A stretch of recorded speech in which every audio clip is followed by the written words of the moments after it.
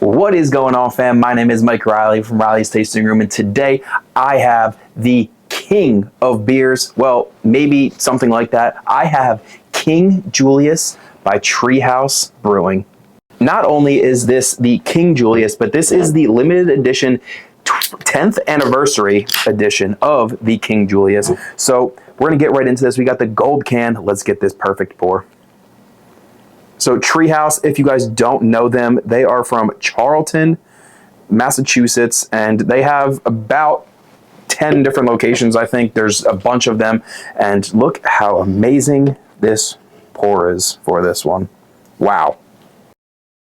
So we got an amazing pour from the 10th anniversary King Julius, the 3JJuliusss. They have about 10 different renditions of this. They have the Julius, they have the JJJuliusss, they have the King Julius, then just the Julius's with the J's and the S's. They have about a lot of renditions, just about as many breweries they have. I did look that up. They have 7 different locations. I'm sure if you guys are here watching this one, you guys know that there's a bunch of locations for Treehouse. You know how crazy they are with all of their beers and just the variety of the different beers that they have. We have the 10th anniversary today, and I'm super excited to try this one. Obviously, the King Julius came out 10 years ago around this time, and it's been here to stay, obviously, and I'm really happy about that. First initial look of this, you are getting a very hazy look to it. It's not like a white hazy, it's almost like a dark look as well, but like it's getting like that like old school IPA style look to it too, with like that haziness. It almost has like a yellow brown hue to it, which just looks phenomenal, and you can just smell the aroma from there. You're getting a very tropical smell to it as well. Yeah, a little bit of like an orangey and grapefruit taste, which I believe the King Julius has that in there. So I can't wait any longer. We're here, the golden can King Julius 10th anniversary edition. Cheers. Right up front, from that first initial sip, you are getting a slight bitterness and like dankness to it, but like it just tastes so good and so smooth for something that you are getting these like tropical notes as well. I'm getting a very big like orangey and grapefruit taste right up at the front, along with like the hoppiness and the dankness and the bitterness, and like all that combined together is just, I think, mixing phenomenally.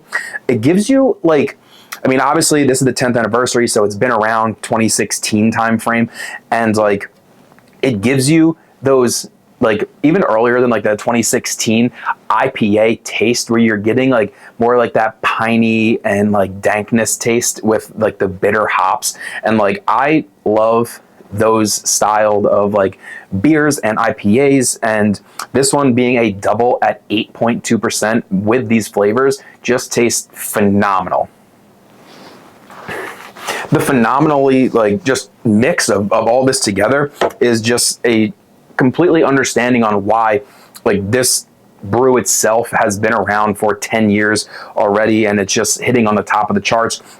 We have the gold can, because I mean, why not? I hope it's coming out like as gold as it looks in person, because you're kind of getting, I don't know, it kind of looks a little dull on like the screen, but it's definitely a like pure gold looking thing, and it kind of tastes like that as well. So getting right into this can though, on top of like the cool KJ logo on there, King Julius, you're getting like the cool designs with the hops built in. You have like a little hand in there, just a bunch of like hops throughout with like the calligraphy style design on there, which just looks extremely cool.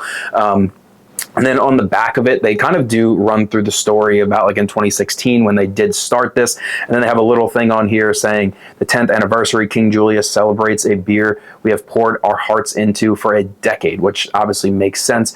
And this one has the enhanced qualities, yielding soft, vivid profile, a mango, homemade orange juice, grapefruit peel, and citrus hard candy.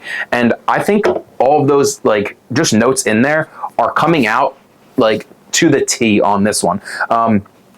I think you're getting that very good hoppy dank flavor palette to it, but you are getting like, it almost gives you an orange juice vibe.